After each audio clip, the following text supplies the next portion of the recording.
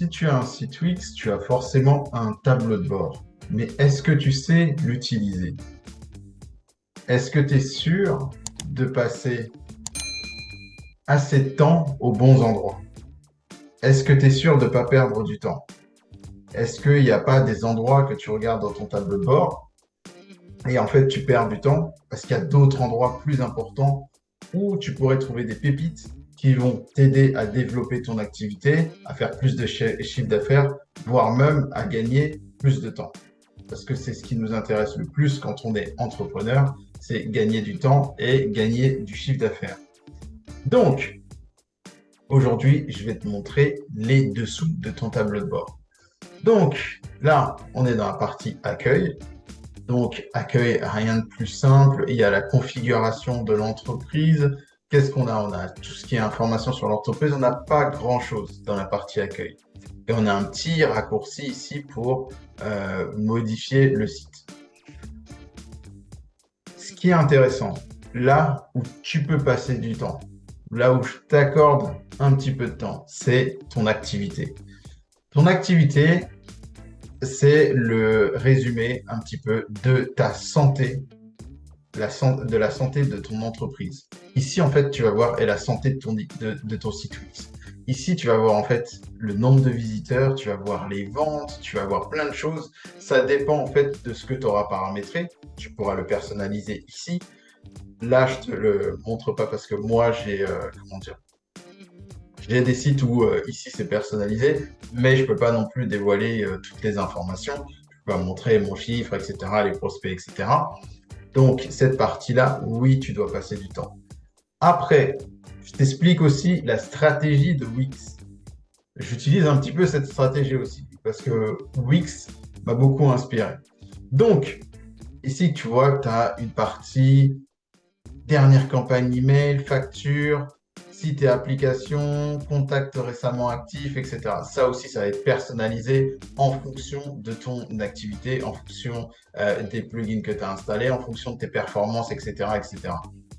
La stratégie de Wix, c'est que tu vois dernière campagne email, tu vois tâche à venir, tu vois facture, etc. Le but de Wix, c'est de te faire utiliser ces applis gratuites pour qu'au bout d'un moment, tu atteignes la limite et que tu passes à un forfait payant. Alors, j'ai aucun problème avec ça, ils ont complètement raison de le faire. Et c'est très bien parce que plus tu utilises, plus ça veut dire que ton entreprise va bien et plus tu as les moyens pour passer à un forfait payant. Donc, ça, c'est très bien. Donc, ici, tu as tes factures, etc. C'est pas la partie que je regarde le plus. Je regarde le tableau données analytiques, oui, je le regarde même beaucoup trop. Mais ce qui est en dessous, c'est pas la partie que je regarde le plus. Ensuite, site et appli. Donc, ça, je vais quasiment jamais là-dessus. C'est une partie un petit peu gadget. Donc là, en fait, tu vas voir ton site internet, tu vas voir à quoi il ressemble en ligne, tu vas voir la vitesse. J'ai déjà fait un tuto dessus. Arrêtez ne perds pas ton temps sur la vitesse de ton site. Oui, mais il faut que le site ne soit pas lent pour être bien référencé sur Google. Oui, mais en fait, il faut qu'il soit pas lent. On n'a pas dit il faut que ce soit Sonic. On n'a pas dit il faut que ce soit un site ultra rapide. En fait, au bout d'un certain moment, optimiser la vitesse ne fait pas la différence en référencement. Est-ce que ton site est lent? Est-ce que quand tu vas sur ton site, tu trouves que c'est lent? Non? Eh bien, ça veut dire que c'est bon. Et il faut travailler sur autre chose en référencement. Donc, cette partie-là, ça fait 7 ans ouais, 7 ans à peu près que je suis indépendant, que je vis du référencement et je n'ai jamais optimisé cette partie-là. Arrêtez avec la vitesse. Donc, après, tu as tout ce qui est cookies, confidentialité, etc., historique du site, gestion des versions. C'est pas ce que tu vas utiliser le plus souvent, c'est pas ce qui va te rapporter, c'est pas ici que se trouvent des possibilités d'augmenter ton chiffre d'affaires, ni dans l'appli mobile, on va pas se mentir, c'est un petit peu gadget, c'est super bien d'avoir une appli mobile, mais enfin, t'es qui? quand je dis techie, c'est pas méchant. Moi non plus, moi aussi, hein, j'ai plein de visiteurs sur mon site, j'ai plusieurs élèves. Je vais pas faire une appli mobile en fait. Les applis mobiles, c'est pour les marques qui sont vraiment établies. Toi, ça doit pas être ta priorité. Et d'ailleurs, j'en profite aussi pour dire que en général, le succès d'un entrepreneur sur le web, c'est la priorisation. En fait, il faut savoir où travailler. Donc, branded app, tout ça, vidéothèque, ouais, c'est un petit. Alors, même si il faut avoir des vidéos, je pense que la vidéo, c'est très bien pour un site Wix. Mais pour l'instant, ça dépend où est-ce que tu en es. Je ne suis pas sûr que ce soit ta priorité. C'est bien les vidéos. Euh, je l'utilise pas avec le format vidéo texte de Wix, même si c'est bien ce qu'ils proposent, mais j'utilise pas le format vidéo texte de Wix quand j'ai envie de mettre une vidéo sur une page, par exemple sur une page de vente ou une page où je vais présenter mes services, je vais la mettre directement dans la partie éditeur. Je vais pas utiliser tout ce qui est vidéothèque. Et si tu veux vendre des vidéos, je te conseille de faire des formations en ligne. En général, c'est ça, hein. Donc, la vidéothèque, je n'utilise pas trop. Diffuser en direct, c'est vraiment pas mal. Wix Live, ce qu'ils proposent, c'est vraiment pas mal. Diffuser en direct, ça, je te conseille pour fidéliser, pour créer des webinaires, etc. Ça, c'est vraiment pas mal. C'est vraiment, vraiment pas mal. Euh, à voir comment ça rentre dans le cadre de ta stratégie marketing, de ta communication, etc. Si, par exemple, si tu as un site e-commerce, qu'est-ce que tu vas faire avec diffuser en direct? Ça peut être aussi intéressant. Peut-être que tu peux présenter un nouveau produit à comment dire, tes acheteurs les plus fidèles. Ça peut être intéressant. Mais comment dire, ça peut apporter beaucoup, mais ça reste encore un peu gadget. C'est pas non plus la grande priorité quand on vient de commencer. Abonnement, je crois que j'en ai parlé. J'ai fait une vidéo dessus. J'ai fait un petit tuto dessus. Les abonnements, j'en ai parlé aussi dans mon podcast. Pour avoir mon podcast privé, il suffit de s'inscrire à ma newsletter, de télécharger une de mes formations gratuites. Et c'est tous les lundis, 8 heures. Donc les abonnements, c'est intéressant. C'est même très intéressant parce que quand on est indépendant, qu'est-ce qu'on veut? En fait, on veut avoir la liberté, mais le problème de l'indépendance, c'est la sécurité. On a aussi envie de sécurité, sauf qu'il n'y a personne pour nous apporter la sécurité. Et une des meilleures solutions pour sécuriser, en fait, comment dire, bah, notre vie d'entrepreneur, c'est les abonnements. C'est le fait d'avoir des paiements récurrents. Donc les abonnements, très bon point. Euh, si tu proposes des services ou même un site e-commerce, trouve un moyen de proposer des abonnements. C'est une paix mentale, c'est pouvoir se projeter dans l'avenir parce que tu as des prévisions, tu sais en fait combien tu vas toucher. Donc ça, c'est vraiment pas mal. Les abonnements, ouais, c'est un truc que je te conseille de passer du temps dessus. Et Wix, c'est un super outil d'abonnement. En fait, tu peux voir ouais, voilà, les abonnements total, abonnement actif, abonnement total. Tu peux avoir un rapport sur les abonnements juste ici. Tu peux avoir des prévisions sur le chiffre que tu vas toucher en termes d'abonnement parce que je propose aussi un abonnement. Mais je ne parlerai pas ici. Il faut d'abord être dans la newsletter pour savoir de quoi je parle. Ensuite, la partie contact, oui. Là, en fait, c'est une des grosses parties où se trouve en fait comment dire, ton argent. En fait, ton chiffre d'affaires, il est dans ta liste email, dans tes contacts. Parce qu'il y a des gens qui vont te contacter, qui vont passer sur ton site, qui vont te laisser leurs coordonnées, mais ils vont peut-être pas acheter tout de suite.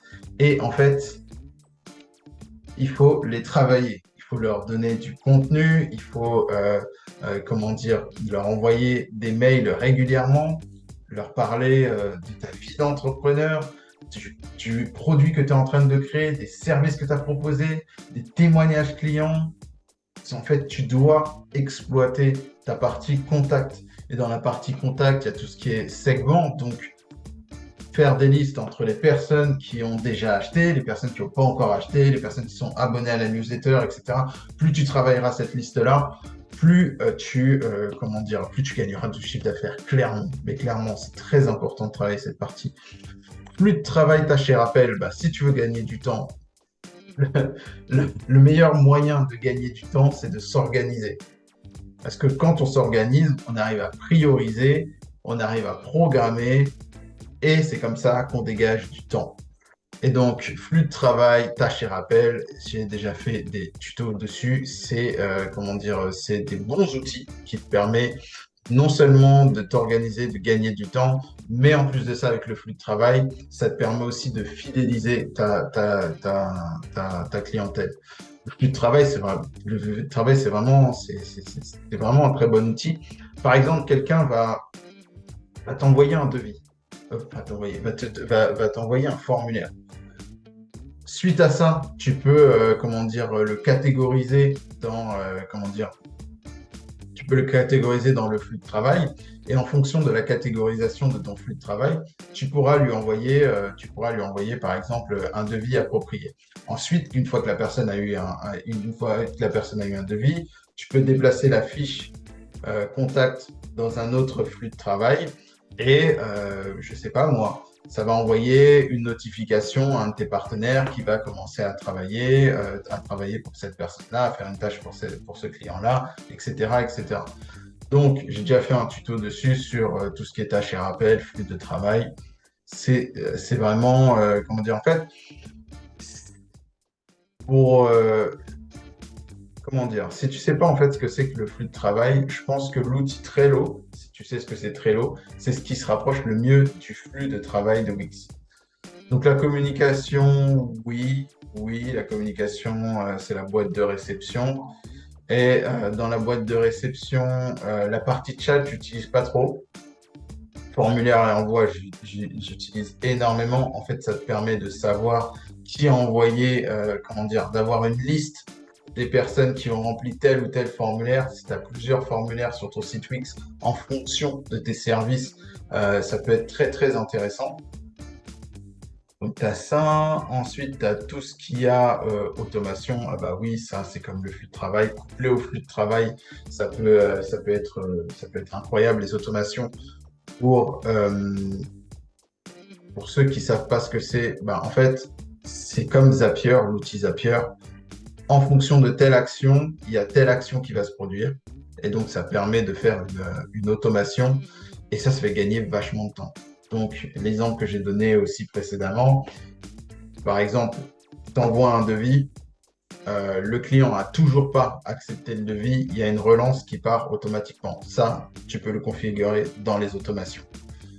Et par exemple, le client accepte le devis, ça va se transformer en facture et ça va lui envoyer automatiquement. Ça, tu peux le faire avec Wix dans automation.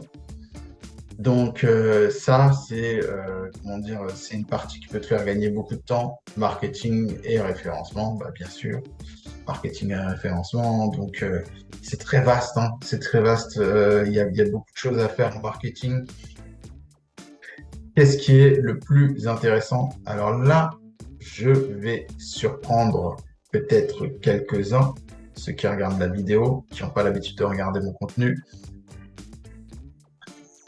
Le plus intéressant, je dirais, email marketing. Tu dois avoir une newsletter, tu dois dire régulièrement à tes prospects, à tes clients que tu existes et que tes produits existent.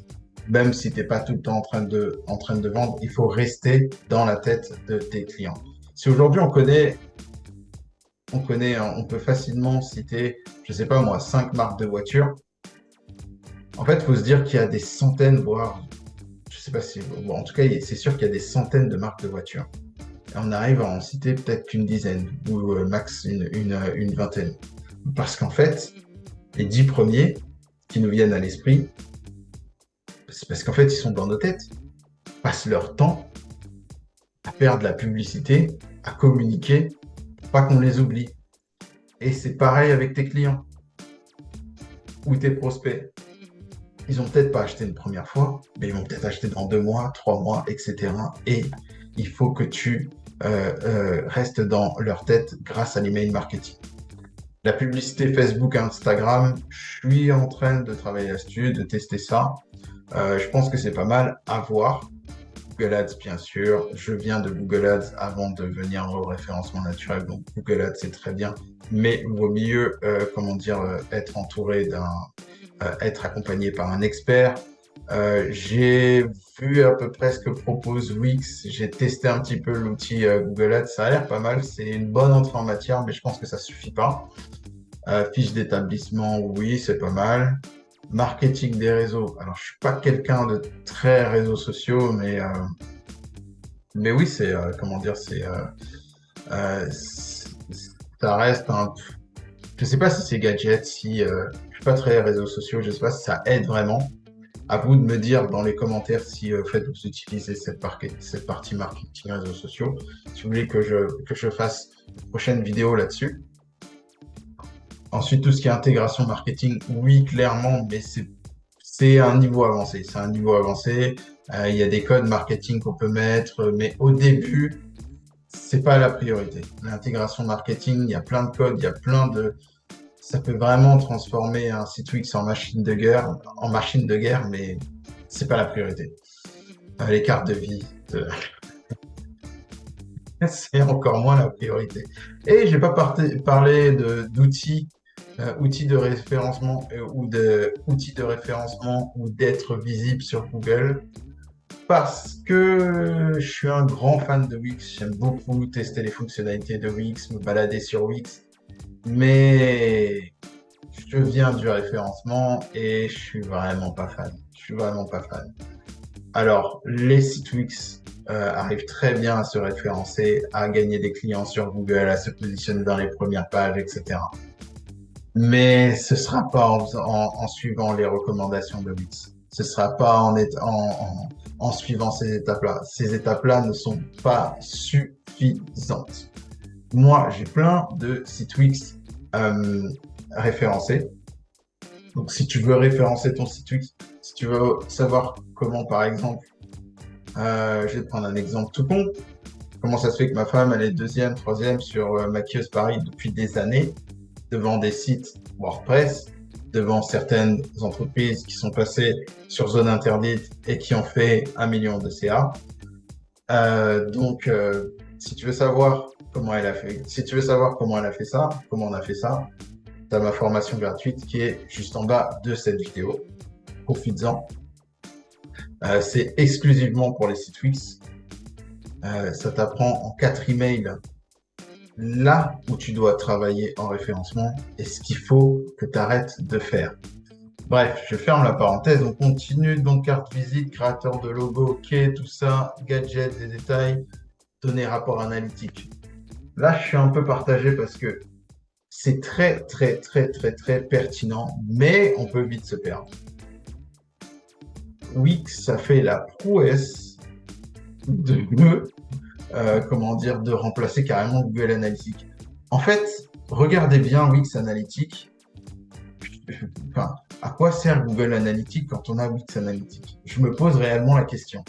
C'est très complet, c'est vrai, c'est vachement bien fait. Je trouve même que c'est plus simple à comprendre que Google Analytics. Donc, si aujourd'hui tu débutes avec un site Wix et que tu t'hésites à installer Google Analytics, t'inquiète pas. Si tu es perdu sur Google Analytics, tu ne comprends pas, t'inquiète pas. Reste sur Wix Analytics. Wix a bien fait les choses. Wix va te donner des données, mais de façon vraiment ludique, vraiment intuitive, comparé à Google Analytics. Google Analytics. En plus, avec la dernière version, c'est devenu, une usine à gaz. Alors que Wix est aperçu des ventes. Il n'y a pas aperçu des ventes dans Google Analytics. À chaque fois, ça va être sous un autre nom, mais il faut connaître le nom. Là, en fait, je suis novice, je viens d'arriver sur un site Wix. Je veux savoir où est-ce qu'en sont mes ventes. Aperçu des ventes, quoi. Aperçu du comportement, etc. Analyse personnalisée.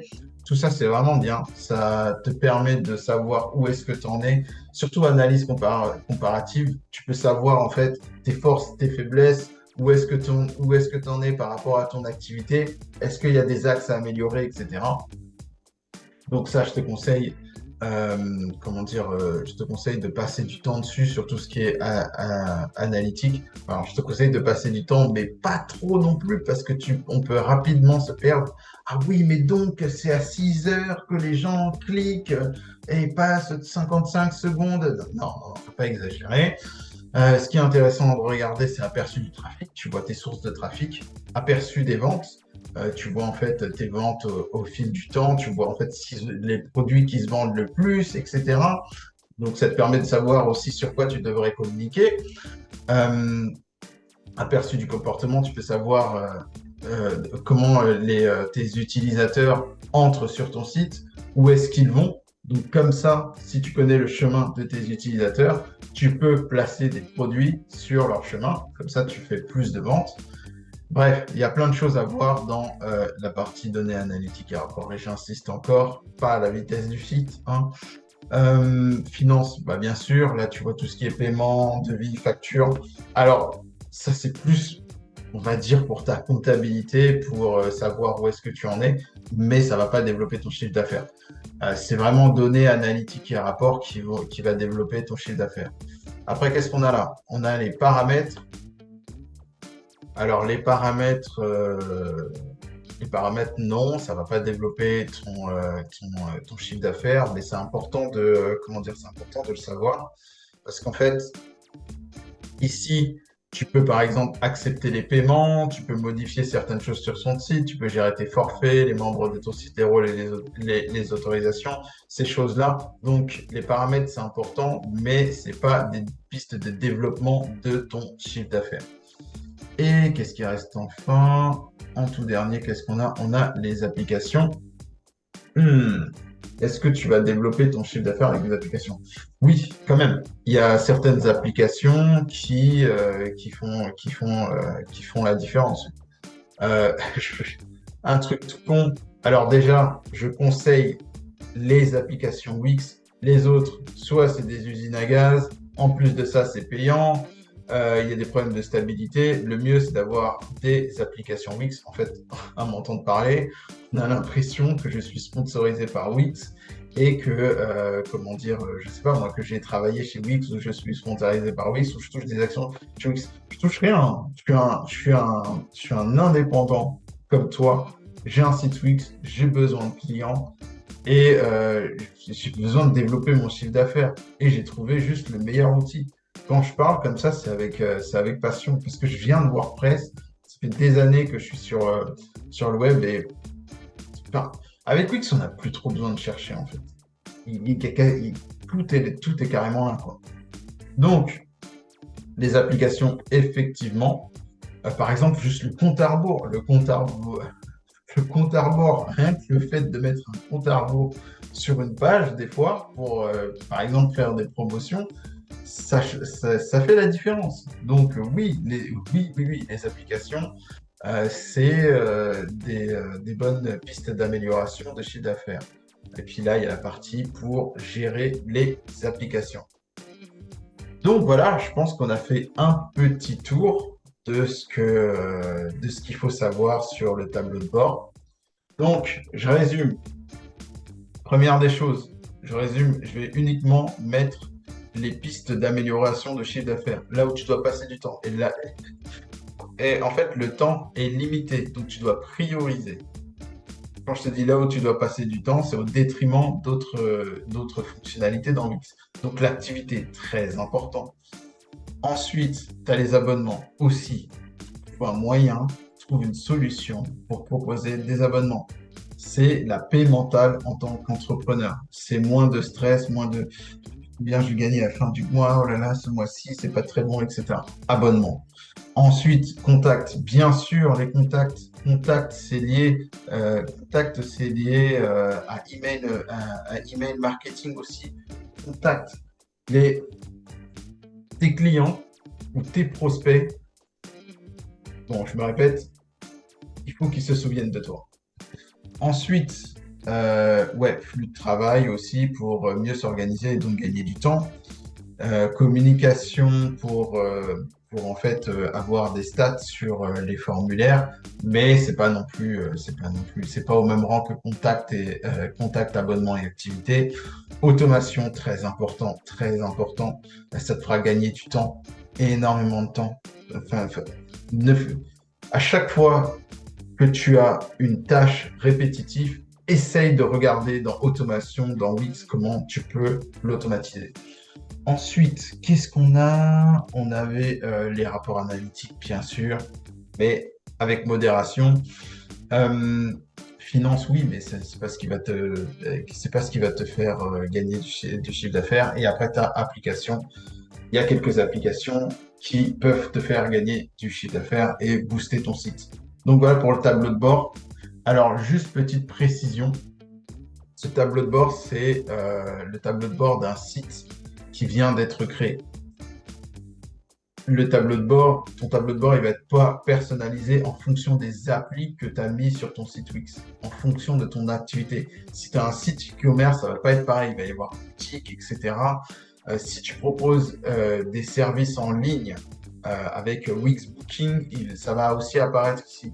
Là, je vais te montrer un tableau de bord plus poussé. Donc là, hop, là en fait dans mon tableau de bord, on a accueil juste là. On a quoi? On a service de réservation avec tout ce qui est avec tout ce qui est réservation, etc.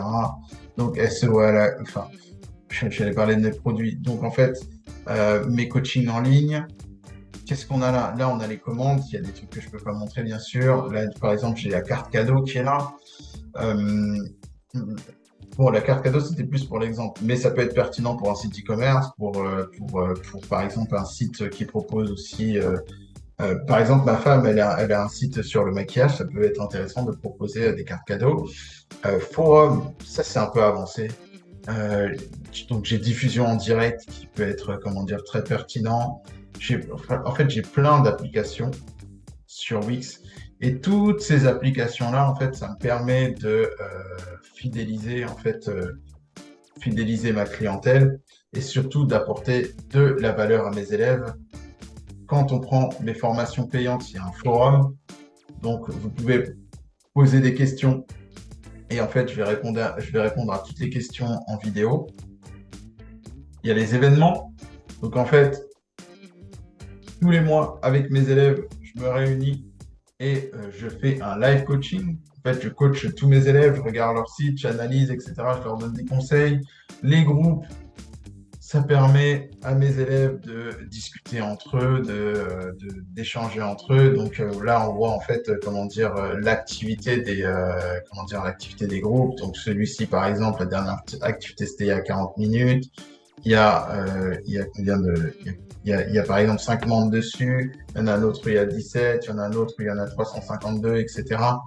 Donc les groupes, c'est comme les groupes Facebook, ça permet d'échanger sur différents sujets. Et tout ça, c'est au sein de mon espace de formation. Ça, c'est quelque chose que j'offre en plus, pardon, mes formations payantes. Bref, le tableau, plus en fait tu vas utiliser d'appli Wix, de fonctionnalités de Wix, plus ton tableau de bord sera personnalisé et tu retrouveras ces éléments ici. Voilà pour ce petit tour sur le tableau de bord. Maintenant, tu sais sur quoi tu dois travailler. J'espère que ce petit tuto t'a plu et bien sûr, ça sert à rien de se concentrer sur quoi que ce soit. Tu as vu, j'ai pris un site complètement novice, il n'y a rien dedans parce qu'il n'a pas de visiteurs. Si tu veux avoir des visiteurs, je te rappelle encore une fois, tu as ma formation gratuite qui se trouve juste en bas de cette vidéo qui t'apprend à débloquer la visibilité de ton site Wix pour le référencement, pour être en première page de Google.